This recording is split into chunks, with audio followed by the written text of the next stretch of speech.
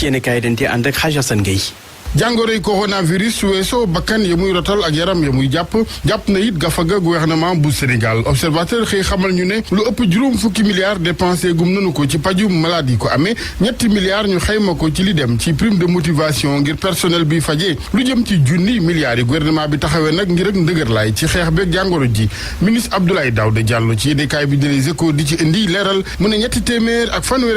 milliards yu teg lañu génne ci juróomi téeméer ak ñaar fukk ak juróom-benn yi war a génn ñeent fukk ak ñaari milliards yu teg génn na ci juróom-ñaar fukk ak juróom-ñaari milliards yi nga xamante ni dañ ko sóoraale ngir santé bi juróom-ñaar fukk ak ñetti milliards yu teg génnit ci téeméer ak ñetti milliards yu nu sóoraale ngir yokk ndëgërlaay dundu askan wi ak jàngoro di coronavirus juróom-benn fukk ak juróom-benn milliards ñu fay ko BTP yi ak sphère ministérielle ñeent fukk ak ñaari milliards ngir fay arriéré yi ci frais location bâtiment yi nguur gi defi bureau terewul gouvernement boobee fas yéene taxawal ginnaaw corona bi plan bu bees jëm ci suqali koom ak réew mi boobee plan enquête yéenekaay mi xëy fësale nataalu Abdoulaye Daouda Diallo ne plan ak yaakaar bi la ngir nag ak suqalikuwaat ginnaaw corona bi du ñàkk ak cakkanal waral tribune gis ne président Macky Sall ci wàññi dayo gouvernement bi ci la jëm yéenekaay bi ñëw ci ministère yi ñu jàpp ne dañuy dem wax nañ it ne fusion dina am maanaam dajaleeg boole yenn ci ministère jàngoro ji waral lii lépp moom mu ngi wéy ak ki lorangeem libération xamal ñu ne téeméer ak fukk ak ñaar ci nit ñu faatu ca lañ toll ci Sénégal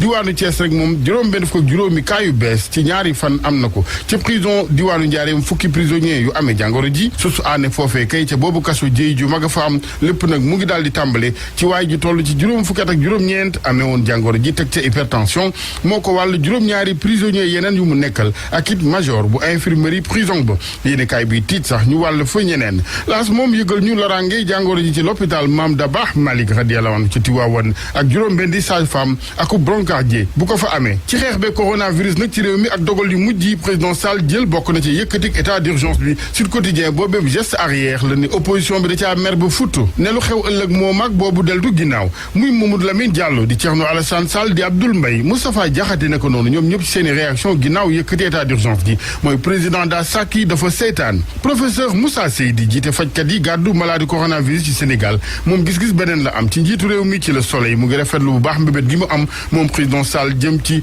gën a dooleel hôpital yi ci wàllum jumtukaayum paj ci Sénégal moom njiitu réew mi nag ci laas ñu jàng ca waa Ndengeleer béykat ya di sàkku ak taxawaayam ci coow li dox seen digg ak Babacar Ngom ngir ñu delloo leen ñu ne seeni suuf ministre Abdou Karim Fofana mu nga fa woon ngir dox tànki jàmm demoon na ca Ndengeleer ci jàpp na ne waxtaan mun na am juboo naka noonu moom Abdou Karim Fofana nag ci wàllam soxla na ko dox diggam ci wàllu jàmm ak commerçant yu Sandaga ndax mbébét gi jëm ci yëkkati defaraat marché gi jëlee fa commerçant yi yooyee commerçant loolu lañ ko lànkal ba tëdd ci naaj wi sommation bi leen préfet yónnee sax ngir gën caa yeex àjjuma ñu jóge fa laalee fa ci lañ lànk muy lu ñu jàng ci observateur ñeneen ñu lànk di liggéeykat yu hôtel King Fahd Palace kilifa yaa bëgg a ñoddi waat diirëb chômage technique bi ci ñaari weer yeneen fekkoon ñu toog ñetti weer waral seen ak lànk ñoom téeméer ak juróom-ñeent fukk ak ñaari liggéeykat syndicat bi fas yéene soobu ci xeex bi Macky Sall Abdoulaye Wade kenn lànkul woon ndeke sa morom lenn ab baara yëgoo sax ca amoon ci gis-gisu yéenekaay bi di lii quotidien dale ko ñu ne ci génnu Karim Wade ci kaso bi ba ci ndaje ma woon ca Massalikul Jinaan ak it audience u Abdoulaye Wade ba woon ca palais de la République